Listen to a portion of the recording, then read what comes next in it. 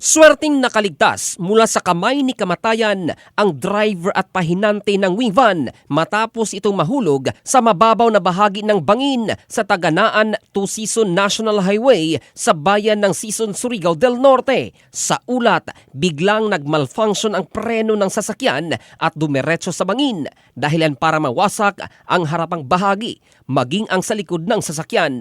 Gumulong pa ito kaya't himala kung ituring ng driver at pahinanti ang kanilang pagkaligtas. Wala namang ibang nadamay sa insidente. Kargado ng sako-sakong palay ang wing van na patungo sana sa naturang bayan.